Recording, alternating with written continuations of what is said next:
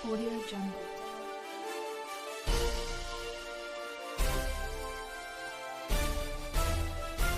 Audio Jungle. वास्तवदर्शी। टूटने और बिखरने का चलन मांग लिया, टूटने और बिखरने का चलन मांग लिया। हमने हालात से शीशे का बदन मांग लिया। हम सब खड़े थे तकदीर के दरवाजे पर, लोग दौलत पे गिरे, हमने वतन मांग लिया। अचलपुर वालों, मुल्क एक अजीब से नाजुक मोड़ पर खड़ा है। लाइनें खिंच चुकी हैं, तकरीरों से जवाब दिया जा रहा है। भाषणों में यह कोशिश की जा रही है कि बराबर में एक लाइन खिंच जाए। एक तरफ वो लोग खड़े हो जो एक खास विचारधारा को मानते हो और दूसरी तरफ वो लोग खड़े हो जो दूसरी विचारधारा को मानते हो। नफरतें आसमान पर है, सर चढ़ के बोल रही हैं। ऐसे में मैं कभी कभी सोचता हूं कि हम जैसे आप जैसे मोहब्बत करने वाले लोग कहां जाएं, क्या करें, कौन सा रास्ता चुने। मैं अबू धाबी था, मुझे ताई का फोन आया, उन्होंने कहा कि कुछ भी हो तो मैं हाजिर होना है, आना है, जरूर आना है। मैं सोच नहीं रहा था कि मैं नगर परिषद के इलेक्शन में आऊंगा। मैंने सोचा था फिर कभी आऊंगा, असेंबली के इलेक्शन में, पार्लियामेंट के इलेक्शन में आऊंगा, आपसे मुलाकात करूंगा। लेकिन मुझे लगा इस वक्त अगर आप फरार रहे, इस वक्त अगर आप अपनी जिम्मेदारियों से हट के खड़े रहे, तो शायद 10-15 साल बाद जो आने वाली नस्ल होगी वो आपको माफ नहीं करेगी। वो कहेगी कि जब मुल्क में नफरतों की आग लगाई जा रही थी तब तुम कहां खड़े थे। मैं बहुत जज्बाती होकर के आपसे गुफ्तगू करना चाहता हूं। आप धूप में खड़े हैं, आप पिछले 3 घंटे से यहां पर बैठे हैं। मुझे पता है इसमें तमाम ऐसे लोग भी हैं जो गैर सियासी लोग हैं, जिनका सियासत से कोई लेना देना नहीं है, लेकिन वो सुनने आए हैं और धूप में खड़े हैं। मैं सलाम करता हूं आपकी मोहब्बत को। लेकिन अचलपुर वालों, आपको एक बात तो समझनी पड़ेगी, बहुत बारीकी से समझनी पड़ेगी, उस खेल को समझना पड़ेगा कि कोई एक आकर के कहेगा कि नहीं कांग्रेस ने तो 4 मुसलमानों को टिकट दे दिया, ये तो इसलिए इनकी पार्टी हो गई। फिर दूसरी तरफ से एक साहब आएंगे, वो कहेंगे कांग्रेस ने तो आज तक मुसलमानों को कुछ दिया ही नहीं, इसलिए हमारे साथ आ जाओ। यही तकरीरें हैं ना। एक कहता है सब कुछ कांग्रेस ने मुसलमानों को दे दिया, एक आके कहता है नारे तकबीर का नारा लगा के कि मुसलमानों को कांग्रेस ने आज तक कुछ दिया ही नहीं। अब ऐसे में मुझे बताओ, बलवंत जी हो, यशोमती ठाकुर हो, राहुल गांधी हो, जीतू पटवारी हो, उनके मन में क्या ख्याल आता होगा। बहुत संजीदगी से सोचना। मुझे बताओ कि इस मुल्क में नफरतें जब आसमान पर है, टिकट मिलने के बाद भी चाहे वो आमदार हो चाहे खासदार हो, वोट देने का पैमाना सांप्रदायिकता हो गई हो, ऐसे वक्त में भी आपकी एक आवाज जो पूरे मुल्क की सड़कों पर अपने शायरी के हुनर से आपके मुद्दों पर लड़ती रही, जिसको अल्लाह ने शायरी का हुनर दिया तो उसने महबूबा के जुल्फ और आंचल पर शेर नहीं कहा, बल्कि नजीब की मां के आंसुओं के लिए नज्म पढ़ी। ऐसे इंसान का एक दिन राहुल गांधी ने हाथ पकड़ा और कहा कि जाओ, सड़कों पर आवाज उठाते रहते हो, मुशायरों में आवाज उठाते रहते हो, जाओ देश की सबसे बड़ी पार्लियामेंट में बैठो, वहां आवाज उठाओ। मेरा नाम तो इमरान है ना। मेरा हाथ पकड़ करके राहुल जी ने, कांग्रेस पार्टी ने महाराष्ट्र से राज्यसभा का सांसद बना करके देश की पार्लियामेंट में पहुंचाया, और लोग आपके बीच में आकर के कहेंगे कि मुसलमानों को तो कुछ दिया ही नहीं। लोकसभा का टिकट तो शायद जीतने की गारंटी ना भी हो, लेकिन राज्यसभा का टिकट तो जीतने की गारंटी के साथ दिया गया ना, कहीं कोई चूक न रह जाए। उन्होंने ये श्योर किया कि इमरान जैसी आवाज देश की पार्लियामेंट में पहुंचे। तसव्वुर करो अचलपुर वालों, इस मुल्क में 2014 के बाद से जो माहौल बना है, लोगों ने तकरीरों में तकरीरें की, लंबी लंबी बातें की, लेकिन एक इंसान 7 सितंबर 2022 को कन्याकुमारी में समंदर के साहिल पे खड़ा होकर कहता है कि भाजपा ने पूरे देश में नफरत का केरोसिन छिड़क दिया है, मैं इसके खिलाफ पूरे देश में 4000 किलोमीटर पैदल चलूंगा, एक नारा लगाऊंगा, नफरत छोड़ो भारत जोड़ो। इस मुल्क में नफरत का सबसे ज्यादा शिकार कौन है? हम हैं, आप हैं। कौन सी सड़क पर, कौन से चौराहे पे, कौन सी भीड़ किस नफरत की बुनियाद पे क्या सलूक करे, ये बताया नहीं जा सकता। लेकिन ऐसे में उस नफरत के खात्मे के लिए राहुल गांधी ने भाषण नहीं किया। अपने पैर के छालों की परवाह किए बगैर वह इंसान 4000 किलोमीटर पैदल चला, बस नारा लगाता हुआ कि मुझे नफरत के बाजार में मोहब्बत की दुकान खोलनी है। मुझे बताओ अचलपुर वालों कि अगर ऐसे में भी आप कहीं नए झंडे पकड़ने की सोचोगे तो कल को आपकी लड़ाई लड़ेगा कौन? कभी सोचा है? आप यही तो शिकायत करते हो ना कि रिप्रेजेंटेशन नहीं मिल रहा, टिकट में हमारी हिस्सेदारी नहीं हो रही है। अब तो इतनी हिस्सेदारी दे दी कि सामने वाले आके कह रहे हैं कि यह पार्टी तो मुसलमानों की पार्टी है। और सिर्फ हिस्सेदारी नहीं दे दी, एक अच्छा शानदार कैंडिडेट ढूंढ के दिया। मैं भी पढ़ रहा था और मैं देख रहा था कि एहतशाम नबील साहब पढ़े लिखे इंसान, पूरा फॉर्मेट लेकर के, पूरा एक मैनिफेस्टो लेकर के आपके बीच में है। और क्या चाहते हैं आप? तुझको कितनों का लहू चाहिए अर्ज़े वतन, कितनी आहों से कलेजा तेरा ठंडा होगा। ये तो नूरा कुश्ती चल रही है, इस नूरा कुश्ती को समझो। कोई मोहतरमा आएंगी, वो डायलॉग मारेंगी, फिर वहां से कोई एक साहब और आएंगे, वो 15 मिनट की बात करेंगे। मेरे भाई, इससे कुछ भला होने जा रहा है क्या?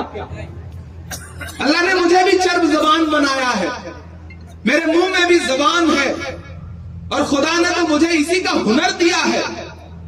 मैं अगर आज यहां खड़ा हूं या देश की पार्लियामेंट में खड़ा होकर बोलता हूं तो उसी हुनर की बुनियाद पर बोलता हूं। मेरे वालिद मेंबर ऑफ पार्लियामेंट नहीं थे, मेरे दादा सियासत में नहीं थे, मुझे आपकी दुआ ने देश की पार्लियामेंट में पहुंचाया। लेकिन वहां पहुंचने के बाद मैं महसूस करता हूं कि इस दौर में मुझे पता है कि नफरतों का एक बहाव है, लेकिन इस बहाव में आने वाले 20 साल बाद जब मेरी नई नस्ल मुझसे पूछेगी कि इमरान तुम कहां खड़े थे, तब मैं उनसे कहूंगा कि मैं मोहब्बतों के चिराग जलाने के लिए हजारों किलोमीटर का सफर तय करके अचलपुर जा रहा था, मैं दरियापुर जा रहा था, मैं लोगों के बीच में जा रहा था, मैं घर नहीं बैठा था, मैं डरा नहीं, मैं झुका नहीं, कहीं छुप छुपा के खड़ा नहीं। जो डटे हुए हैं महाज पर, मुझे उन सफों में तलाश कर। अचलपुर वालों, नाजुक वक्त है, मुश्किल वक्त है। यह सिर्फ नगर अध्यक्ष का चुनाव नहीं है, 8-9 साल बाद इलेक्शन हो रहे हैं।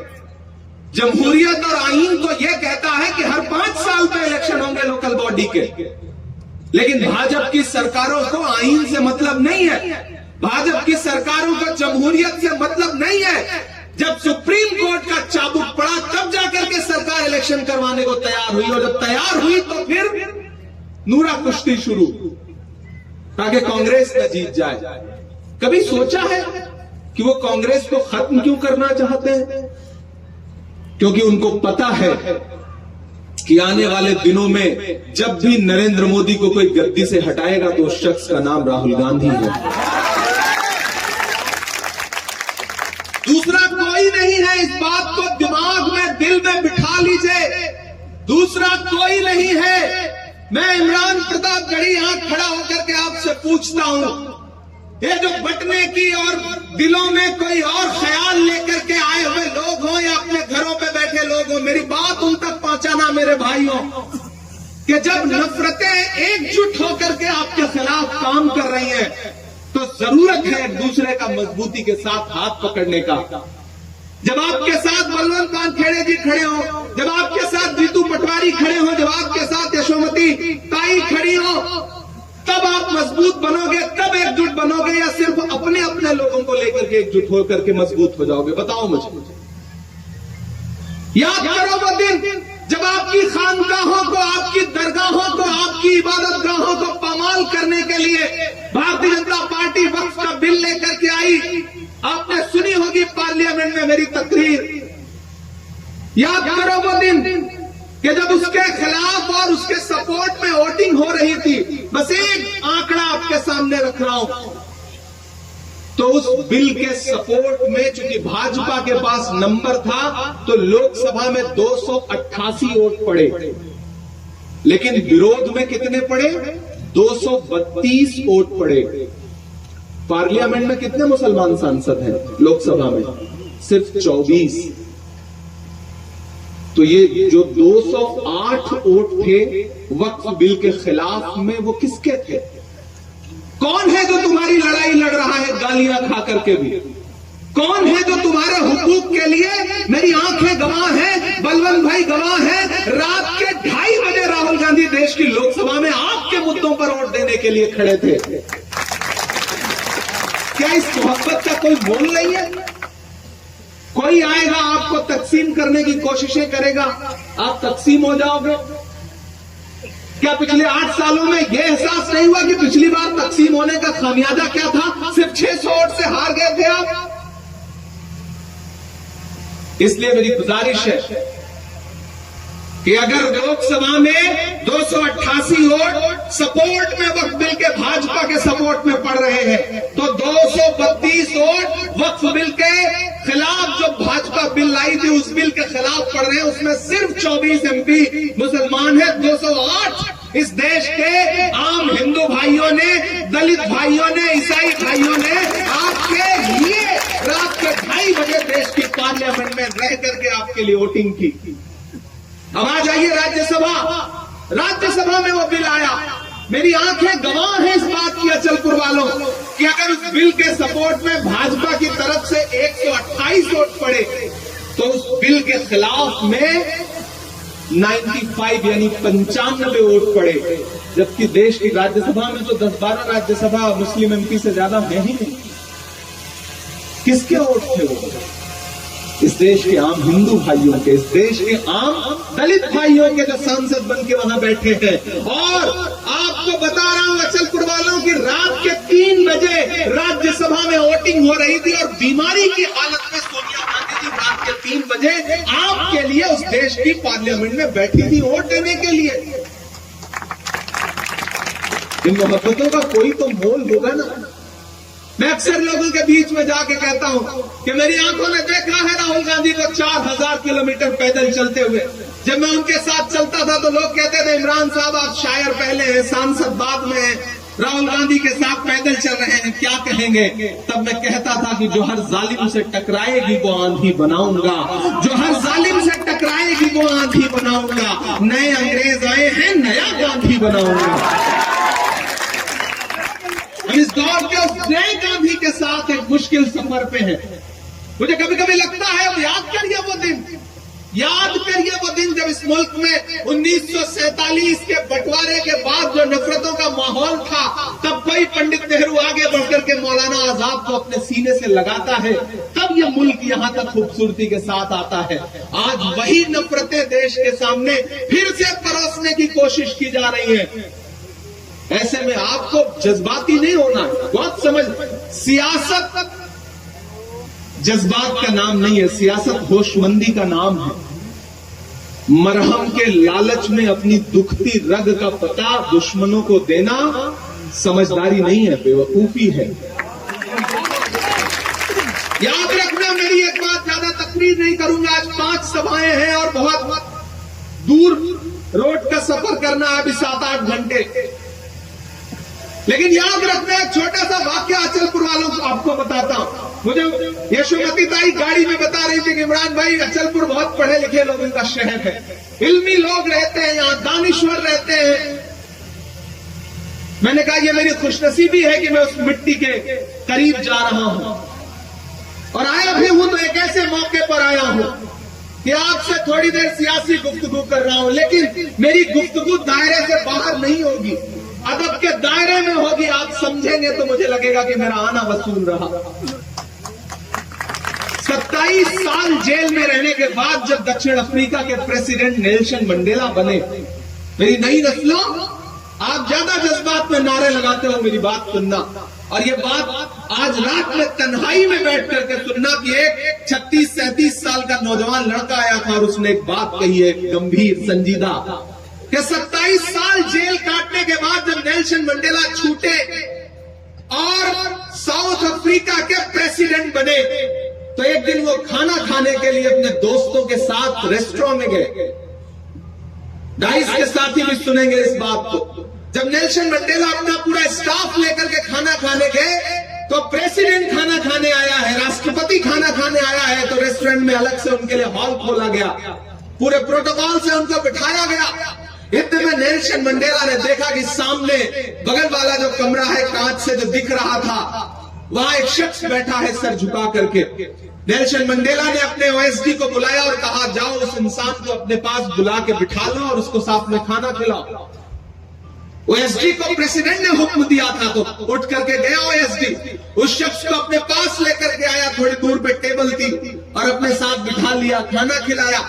जब खाना खत्म हो गया, वो इंसान चुपचाप उठ के चला गया, तो ओएसडी नेल्सन मंडेला के पास आया और आकर के बोला, सर आपने हुक्म दिया था उस मेहमान को बुलाने के लिए, मैंने उनको बुलाया, अपने साथ बिठा के खाना खिलाया। वो जितनी देर खाना खाता रहा, वो शख्स खामोशी के साथ खाना खा रहा था, लेकिन उसके हाथ कांप रहे थे। तो मुझे ऐसा लगा प्रेसिडेंट सर कि शायद वो बीमार था। तो नेल्सन मंडेला ने कहा, नहीं वो बीमार नहीं था, मैं 27 साल जिस जेल में कैदी था, ये उस जेल का जेलर था। जब मुझे ये टॉर्चर करता था और मैं पानी मांगता था, तो ये शख्स मेरे चेहरे पे पेशाब करता था। आज जब मैं प्रेसिडेंट बन गया हूं और इसने मुझे सामने देखा, तो ये कांप गया, इसे लगा शायद मैं इससे बदला लूंगा, लेकिन मुझे लगता है कि इससे अच्छा बदला नहीं हो सकता कि मैं उसको अपने साथ बुला करके खाना खिलाऊं।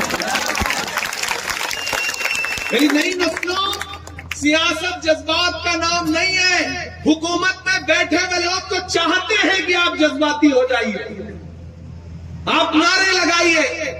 उसके लिए कुछ लोग भी भेजे गए हैं जो आपके बीच में खड़े होकर के नारे, तकबीर के नारे भी लगाएंगे, और उधर से कोई आएगा वो दूसरा नारा लगाएगा। लेकिन मुझे बताओ कि मजहबी नारों का सियासी जलसों में क्या काम?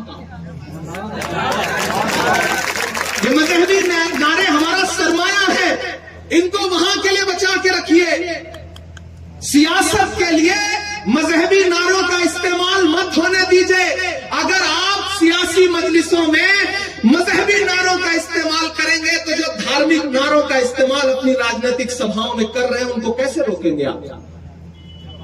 ताली तो दोनों हाथ से बजेगी। आगे तो आपको आना पड़ेगा। आपके बीच में आकर के कहा जाएगा कि सेकुलरिज्म का बोझ कब तक तुम ढोओगे।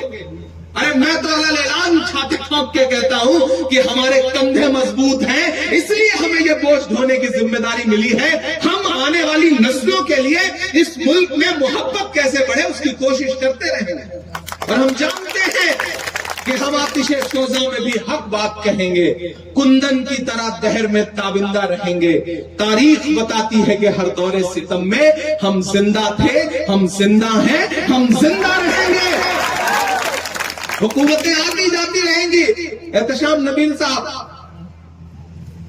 नूरुस्सबहा एहतशाम नबील, नाम बड़ा प्यारा है।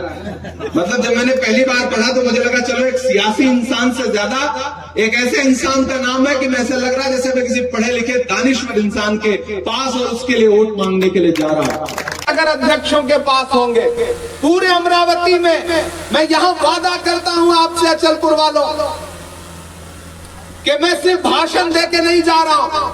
बलवंत भाई खामोशी से नहीं गुजर जा रहे।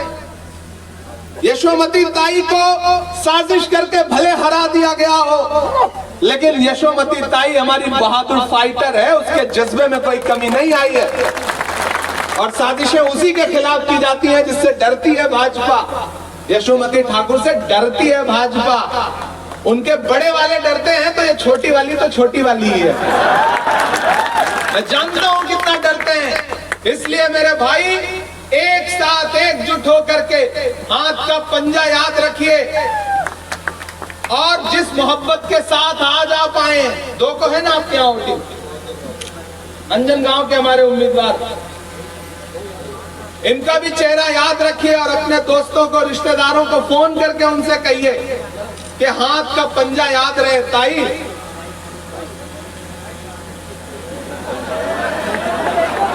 हाँ हाँ हाँ बोल देंगे, शायरी भी सुना देंगे, परेशान। मैं कहाँ जा रहा हूँ ऐसा?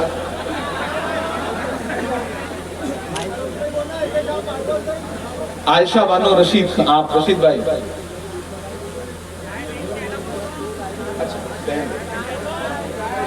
चाय वाला सुनाना पड़ेगा।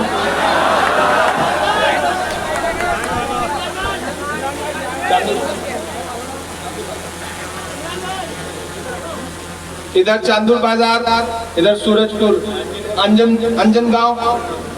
अंजनगांव सुरजी। मैं एक एक नाम याद कर ले रहा हूँ, कल को फंड देना रहेगा तो याद करके रखना पड़ेगा ना। मैं जबान दे रहा हूँ, आप कांग्रेस पार्टी के नगर अध्यक्षों को जिता करके आगे पहुंचाइए। इन इलाकों के डेवलपमेंट के लिए कमी नहीं पड़ने दी जाएगी। सरकार से लड़के आपके लिए बजट लाएंगे, केंद्र सरकार से लड़के आपके लिए बजट लाएंगे, और जो हमारे पास निधि है वो तो आपकी है ही। रगों में जो भी लहू है तेरी अमानत है, जहां जहां हो जरूरत वसूल कर लेना। ये भरोसा दिलाता हूं आपको, और जाते जाते वो शायरी भी सुना देता हूं, नहीं तो आप कहेंगे कि देखो सिर्फ फंड का वादा करके चला गया, शायरी नहीं सुनाया। कहां सो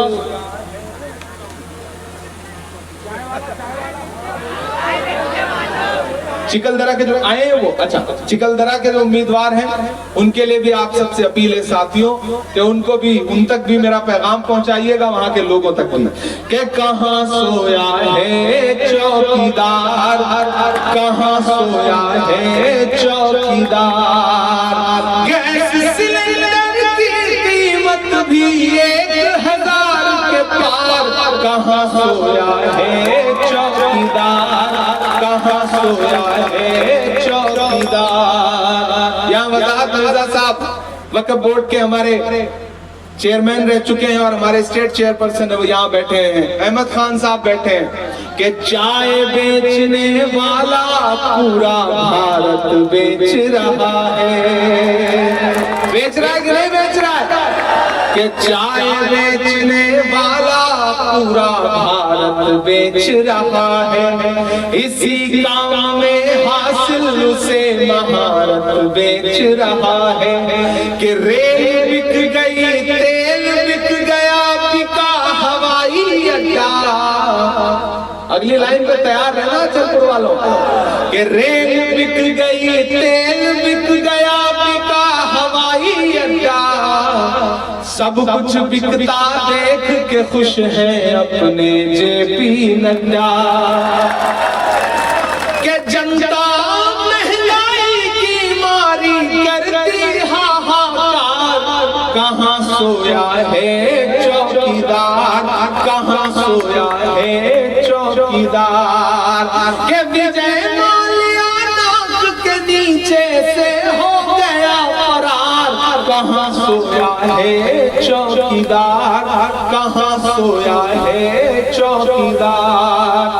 ताई आपसे और बबलू भाई से और वल्लन वानखेड़े जी से एक प्रॉमिस लेना चाहूंगा मैं, कि अभी तो चुनाव के टाइम पे आपका हुक्म था, मैं आ गया। हमारे अचलपुर से, अंजनगांव से और हमारे जो बाकी दोनों कैंडिडेट हैं, बाकी जो कांग्रेस के कैंडिडेट हैं, ये जीत जाएं तो अचलपुर में जीत के जश्न का एक प्रोग्राम करिए। मैं उसमें आऊंगा, मेरा भी बड़ा मन है। और वो प्रोग्राम रात में करिए, शाम में शुरू करिए मगरिब की नमाज के बाद। मेरा भी मन है कि जी भर के आपको शायरी भी सुनाएं, और उसी दिन एहतशाम नबील साहब को कुछ फंड भी दे करके उसी स्टेज पर जाएंगे। आपसे वादा।